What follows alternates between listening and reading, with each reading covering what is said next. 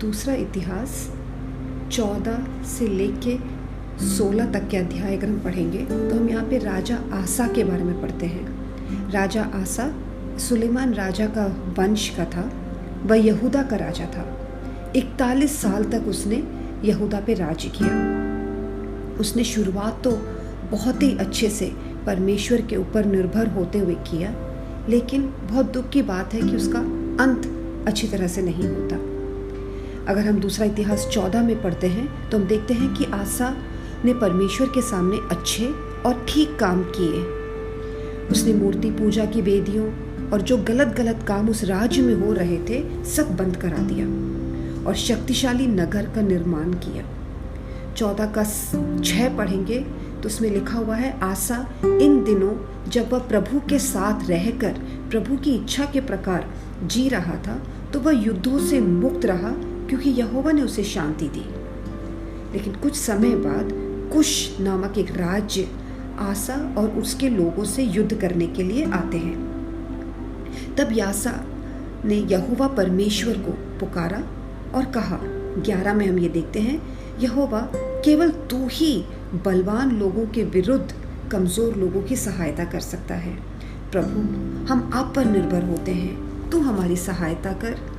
जब यह आसा ने युद्ध को प्रभु के हाथ में दे दिया तो हम क्या पाते हैं कि प्रभु ने वो युद्ध लड़ा। प्रभु ने बड़े अद्भुत और महान तरीके से दुश्मन को पराजित कर दिया और आसा को विजय दिया। और इस बड़े जीत के बाद परमेश्वर ने आसा और सारे यहूदा को स्मरण दिलाया, जब तक तुम यहोवा के संग रहोगे तब तक वह तुम्हारे संग रहेगा। जब तक उनकी खोज में लगे रहोगे तो वह तुमको मिलता रहेगा।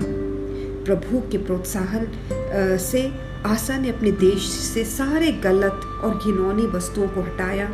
कई गोत्र के लोग आसा के साथ जुड़ गए, ये जानते हुए और ये देखते हुए कि परमेश्वर उसके साथ है। और हम क्या देखते हैं, ये सारे लोग परमेश्वर के साथ उन लोग वाचा बांधते हैं कि प्रभु, हम पूरे मन से आपकी खोज करेंगे। हम क्या सीखते हैं, जब हम परमेश्वर के साथ निष्कपट होके हम परमेश्वर में बने रहते हैं और परमेश्वर में तरक्की करते रहते हैं, तो हमारे आसपास के लोग भी प्रोत्साहन पाके वो भी परमेश्वर के साथ जुड़ जाते हैं। अब दूसरा इतिहास अगर हम 15 में आएंगे तो हम क्या देखते हैं, सब ने प्रभु को ढूंढा। वहाँ के सारे राज्य के लोगों ने प्रभु को ढूंढा और प्रभु को पाया, और प्रभु ने चारों ओर से उन्हें विश्राम दिया। वचन कहता है, मांगो तो तुम्हें मिलेगा, खोजोगे तो तुम पाओगे, खटखटाओगे तो तुमको तुम्हारे लिए खोला जाएगा। आसा के 41 वर्ष के राज में 35 साल तक प्रभु के साथ वो रह के उसने बड़े अच्छे रीति से वहाँ का राज्य किया, कई पराक्रम का काम किया, लोगों की उन्नति हुई। लेकिन 36वें साल आसा का हृदय परमेश्वर से दूर हो जाता है और वो विनाश का कारण बन जाता है। इसीलिए पहला कुरिन्थियों 10:12 हमें स्मरण दिलाती है, जो यह सोचता है कि वह दृढ़ता के साथ खड़ा है, उसे सावधान रहना चाहिए कि वह गिर ना पड़े।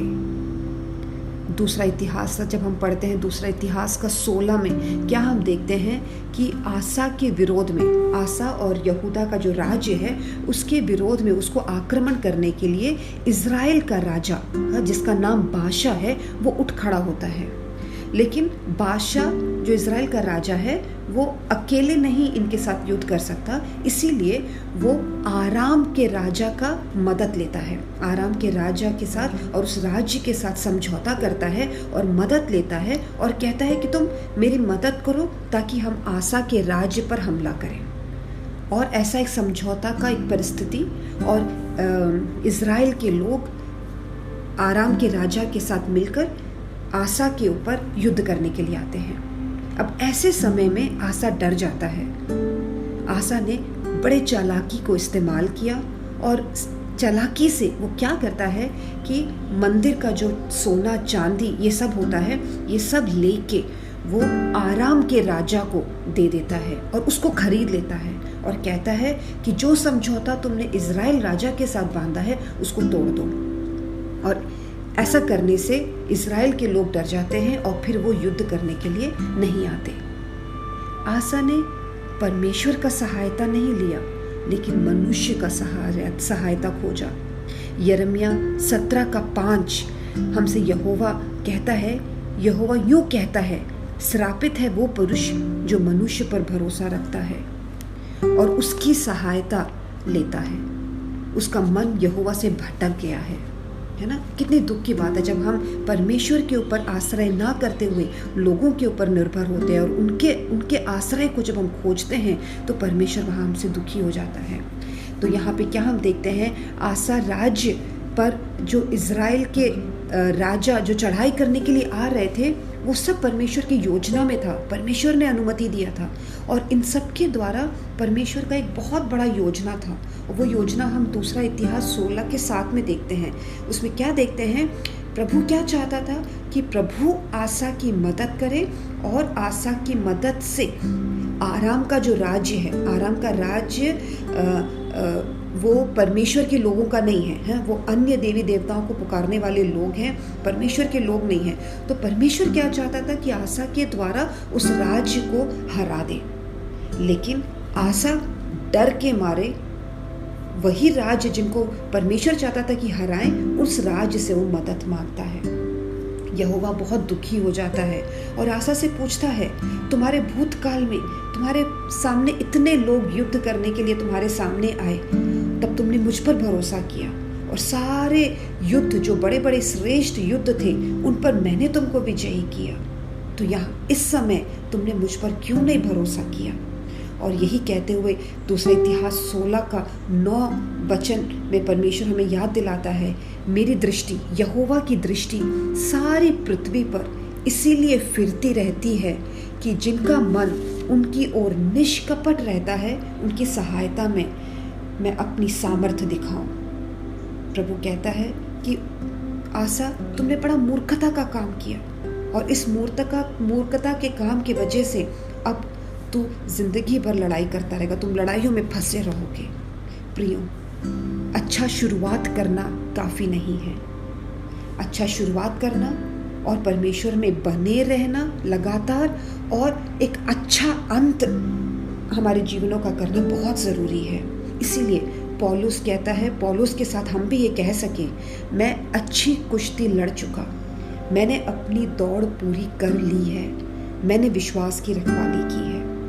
तो हम अपने बलबूते पे ऐसा नहीं कर पाएंगे, लेकिन प्रभु की मदद से, प्रभु के अनुग्रह से जब हम उनके ऊपर निर्भर रहेंगे तो हम परमेश्वर के प्रति जो हमारा विश्वास है वो बना रहेगा और परमेश्वर जैसे हमसे उद्देश्य, हमारे जीवनों से उद्देश्य करता है, वो हम पूरा कर पाएंगे। पिता परमेश्वर, अपने जीवनों को हम आपके हाथों में देते हैं, प्रार्थना करते हैं हम सबकी मदद करें। प्रभु, शुरुआत अच्छा करना काफ़ी नहीं है, लेकिन निरंतर आप में बने रहना और अपने जीवनों को अच्छे से अंत करना, आप में रहकर अंत करने में प्रभु उसी में महानता है। प्रभु, आप हम सबकी मदद करें। इस प्रार्थना को यीशु मसीह के नाम से मांगते हैं, आमीन।